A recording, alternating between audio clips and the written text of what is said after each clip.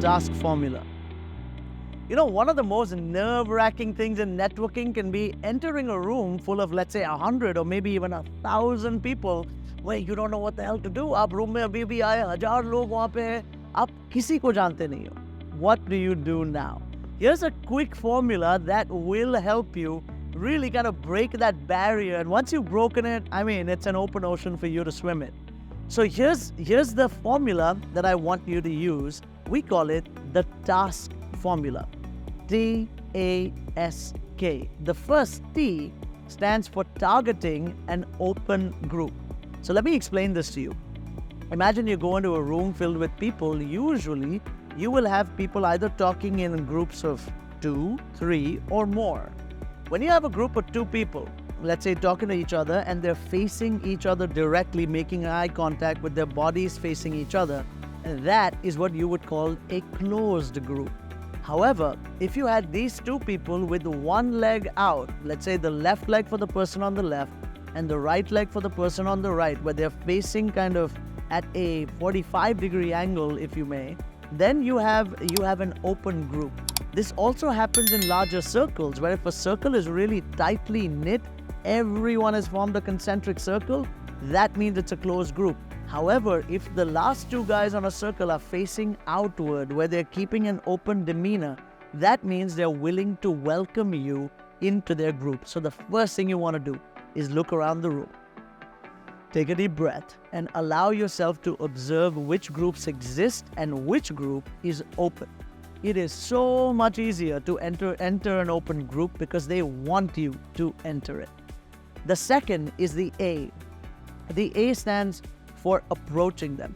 Now think about it like this. Imagine you're a man or a woman, doesn't matter, but if you're standing somewhere and there is another person directly walking at you, like straight at you from about 20 meters away even. Imagine that person keeps coming at you, is looking straight at you and is walking towards you. It'll be intimidating for anyone because you don't know this person and they're coming straight at you. However, in the meantime, if you have this person come from the side and approach you from either wings to your left or your right, it'll become so much easier for that person to become close to you in what I call your interpersonal space. There's only 2 spaces, your extrapersonal space and your interpersonal space. Your interpersonal space is a space which is sacred, and you'll see a lot of women have a very specific interpersonal space where you can't go into someone and just be right there at their nose. In fact, we end up doing this in cases like when we're in an elevator. You want to respect someone's interpersonal space because this space is not for everyone. And an easy way to enter it in a large networking event is approach them from the side. The next one is the S, which is start a conversation. Imagine you you targeted a group, you found it to be open, you walked in there, you approached from the side, and then you just stood there and looked at everyone. Creepy, isn't it? You want to start a conversation or at least become a part of that conversation, because as soon as you go in, people have noticed you. And you can do all of the techniques we learned in building a conversation, which is ask them a question or just introduce yourself. With a big smile on your face, this is going to go a long way. And the K, finally the K, is about keeping the conversation. Because a lot of times, the scariest thing on this planet is an eerie silence in between a conversation. Imagine you just started talking and then there was nothing to say. When that happens, it becomes awkward for not just you, but the entire group that you just entered, and you feel like you absolutely bombed it. And hence, remember, T-A-S-K, keep that conversation going.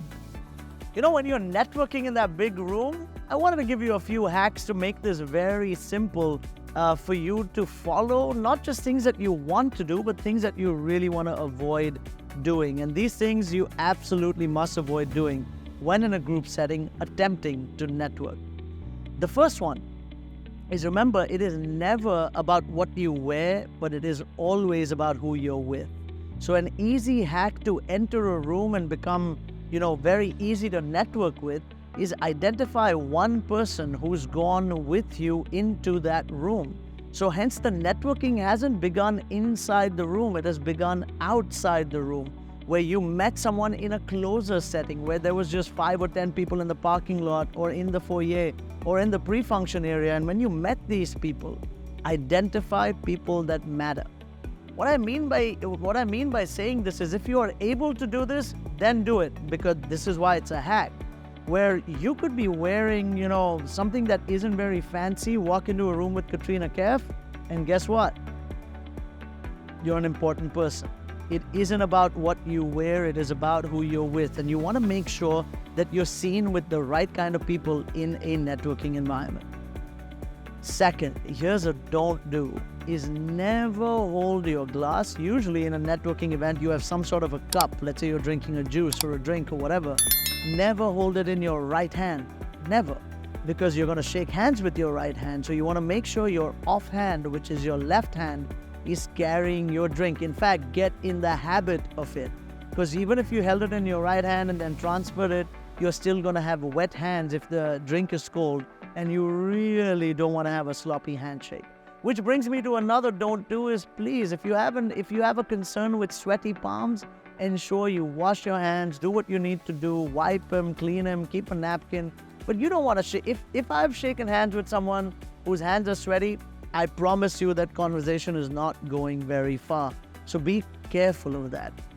Another small thing, which I'm sure most of us are careful of, but remember, in a setting which is nerve-wracking, it is nerve-wracking to be in a big room. I mean, I don't blame anyone for feeling that way. But remember, one of the adverse effects of being nervous or being excited is that you're going to sweat. Your mouth is going to be dry. These are things that happen when you're either nervous or excited. Each way it happens. And when that happens, you want to be careful of the way you are smelling, because you are in close proximity to one another. This is when you want to be conscientious. Bring it to your conscious mind and be careful of the scent that you give off.